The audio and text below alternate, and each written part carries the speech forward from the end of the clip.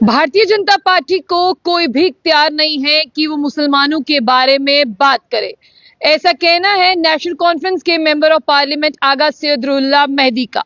आगा सैयदुल्लाह मेहदी जो है वो बहुत ज्यादा खफा है, क्योंकि आपने देखा कि वक्फ अमेंडमेंट बिल 2025 जो है वो पास हो गया, लेकिन उन्हें उस बिल पर बोलने का मौका भी नहीं दिया गया कि वो अपनी कोई बात रखते। उन्हें वो बात रखने का समय नहीं दिया गया।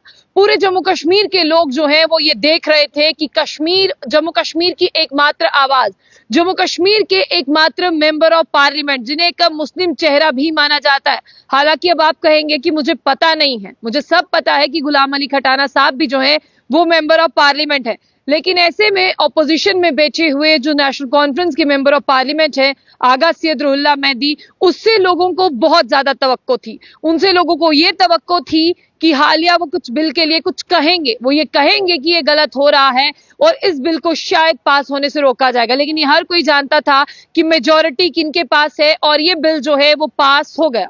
जिस बिल पे काफी देर से अटकलें लगाई जा रही थी कि शायद ये बिल पास नहीं होगा, तो मैं आप लोगों को बता दूं ये बिल पास हो चुका है।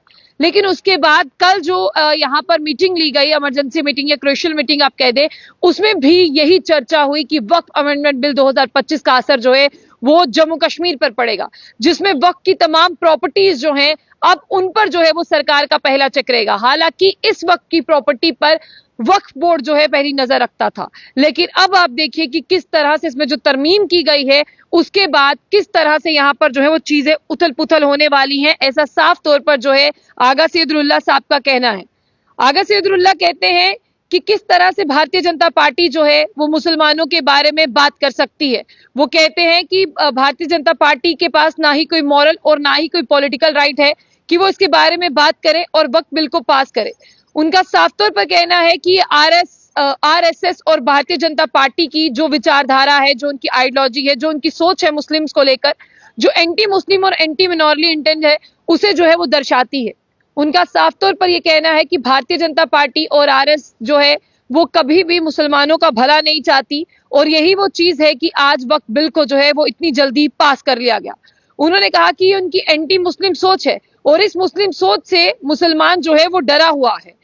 जितना मर्जी कह लें कि इससे मुसलमान को फायदा होने वाला है, जबकि सब लोग जानते हैं कि इससे मुसलमान को कोई फायदा नहीं होगा। उन्होंने ये भी कहा कि आप पूरे भारत की तस्वीरें देख ले, जहां जहां मुसलमान है उसके घर पर जो है बुलडोजर चला दिया जाता है, जहां जहां मुसलमान है उसे जो है वो तंगी तकलीफ और दुख दिया जाता है, जहां जहां पर मुसलमान है उसके घर को तोड़ा जाता है, और जहां जहां पर मुसलमान है उसके लिए नई नई प्रॉब्लम्स जो है वो खड़ी की जाती है। आगा सैयदुल्लाह कहते हैं कि टेंपल ऑफ डेमोक्रेसी, यानी जहां पर वो खड़े थे वहां पर उन्हें बोलने का मौका नहीं मिला। लगातार उनका यही कहना है कि यहाँ पर मुस्लिम्स को इग्नोर किया जाता है और मैं कश्मीर से एकमात्र आवाज था, मुझे बोलने का मौका नहीं दिया गया। आगा सैयदुल्लाह के लिए महबूबा मुफ्ती और शहजाद गनी लोन ने भी कहा कि वो एक वीक पर्सन है, वो एक कमजोर इंसान है। जहां पर सब बोल रहे थे वहां पर उन्हें भी बोलना चाहिए। इन सब चीजों को देखने के बाद उन्होंने साफ तौर पर कहा कि मुझे बोलने का मौका ही नहीं मिला और मैं क्या बोलूंगा। उन्होंने ये भी कहा कि मैं इसकी निंदा करते रहूंगा और इसके लिए अब पूरे लीडर, जितने भी लीडर जो है वो कल क्रूशियल मीटिंग में शामिल हुए थे, वो इसके लिए फाइट करेंगे। लेकिन फिलहाल जितने भी मुस्लिम लोग हैं उन्हें क्या लगता है कि जिस तरह से यहाँ पर अमित शाह साहब ने कहा था कि ये बिल जो है वो मुस्लिमों के हक में है, आपको लगता है कि ये बिल मुस्लिमों के हक में है? जो लोग इसे पास ना करवा पाए, असुद्दीन ओवैसी की बात करेंगे, वो लोग भी आपको रोते हुए नजर आए, वो लोग भी आपको बेबस नजर आए। लेकिन अब यहाँ पर क्या होगा, क्योंकि भारत में मुस्लिम जो है वो मिनॉरिटी में है और इन मिनॉरिटी में रहने वालों पर किस तरह से यहाँ पर जो है लगातार उनका साफ तौर पर यह कहना था कि दुखी हैं, बिलखते हैं, लेकिन इनकी आवाज को कोई सुनता नहीं है। इसलिए आगा सैयदुल्लाह साहब ने कहा कि उस पार्टी का कोई भी मॉरल हक नहीं है कि वो इस तरह से बात करे। और यहाँ पर जानते हैं कि आप गुलाम अली खटाना साहब हैं, वो भी जम्मू की आवाज है, जिस तरह से मेंबर ऑफ पार्लियामेंट जो है वो कश्मीर की आवाज है, लेकिन आप जानते हैं कि वो केंद्र सरकार के साथ हैं। उन्होंने इस बिल पर कोई चर्चा, कोई बहस, कुछ नहीं कहा, तो बचते थे आगा सैयदुल्लाह मेहदी। उन्हें बोलने का मौका नहीं मिला तो वो बोलते क्या?